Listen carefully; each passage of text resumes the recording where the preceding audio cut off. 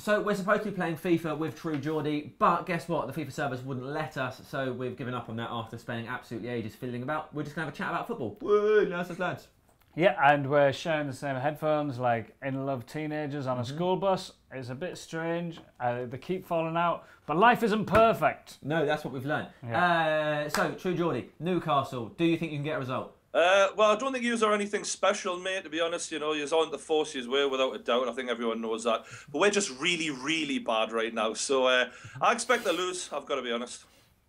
How did you feel when Pardew left? Did you think that was good or bad? I made a song about it, actually. I did a remix to Pharrell's Happy.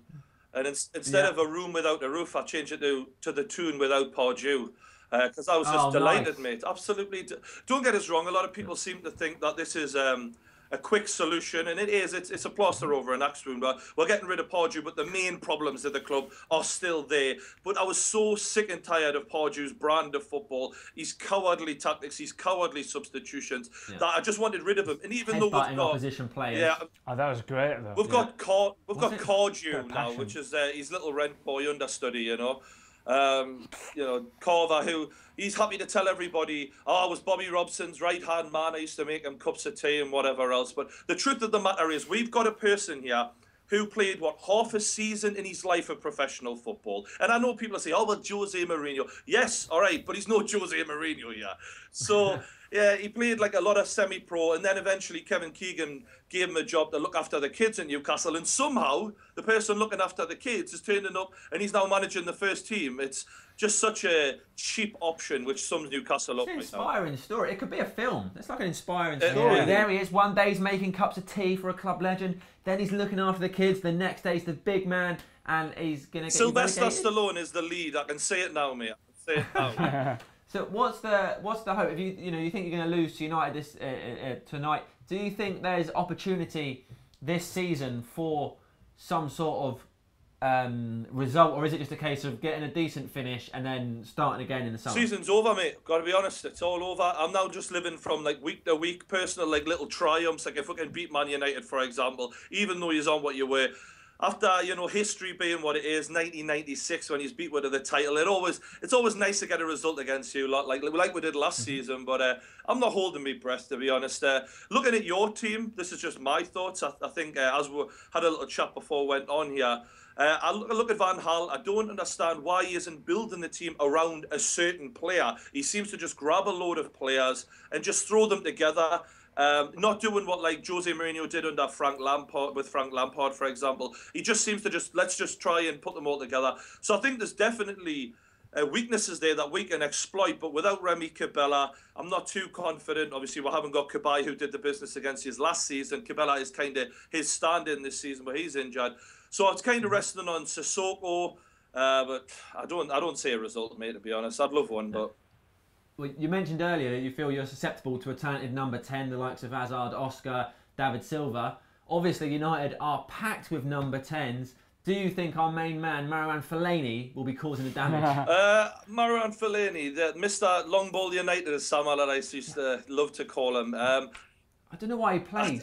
To be honest, I see he can be effective, right? And sometimes you've just got to do that. When you can't break a team down, especially Man United are going to be getting teams to, you know, park the bus, as it were. I understand that, but Newcastle, we really are susceptible to number 10s. David Silva, you know, like I said, Oscar, people like that. And Juan Mata, time and time again, has cut us open for Chelsea, for Man United. Even under David Moyes, you had Januzaj and Wayne Rooney just scoring goals left, right and centre. So this is why I've got no confidence. Time and time again, we'll come unstuck. And your best performance of the season, in my opinion, was at Old Trafford against us, where we made Falcao look like he was worth the money you're paying him.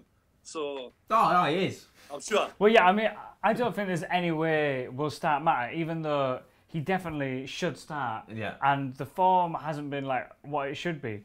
There seems to be no, like... There must be something about Mata that managers see that we don't, like why Mourinho is happy to let him go, why Van Gaal doesn't play him. I feel like there must be something going on, because otherwise he would get a game when you're not playing well as a team. Do you think it's the defensive side of his game, lads? But no, I that's think what everyone says, I isn't think it? that is. I think that was brilliant work from Mourinho, because every Chelsea fan on earth was in love with Juan Mata. He was twice their player of the season. They all loved him. Mourinho was going to sell him because he decided, no, he's not for me for whatever reason.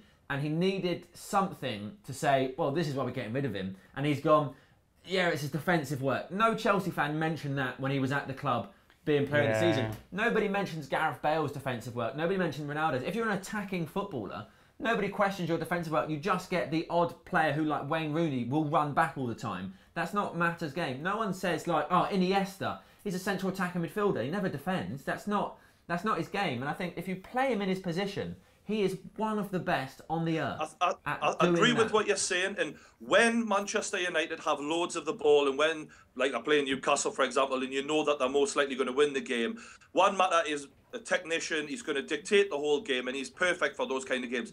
But to be fair to Mourinho, the proof is in the pudding.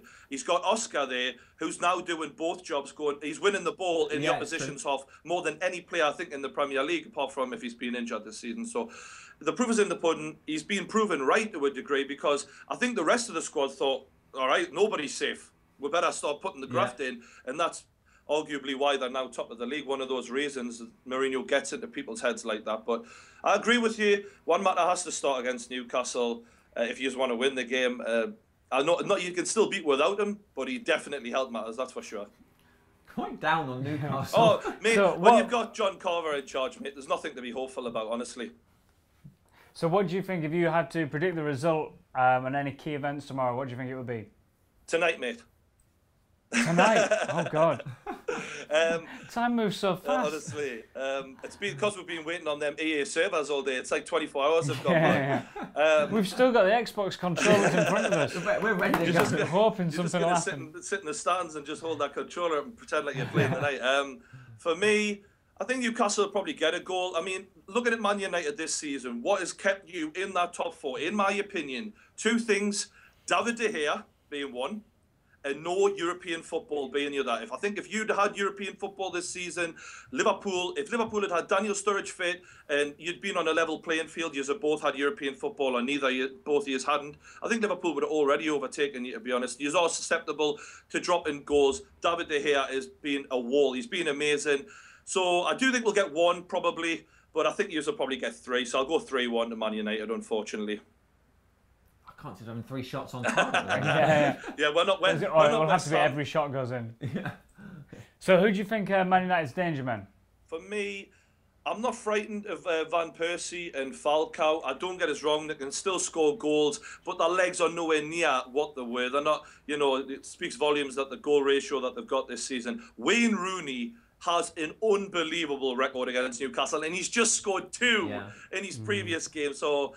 It's setting it up, isn't it? He should have been playing up front. Like he's been better than RVP and Falcao, but he's just been playing midfield. It's another awful. Well, for me, Wayne Rooney is a better footballer than those two, but he's a victim of being a good footballer, because what they're saying, he can do it all, so we'll shove him in midfield. Makes no sense to me. And then playing Di Maria up front, never played up front in his life. He's been a wide midfielder his whole entire life.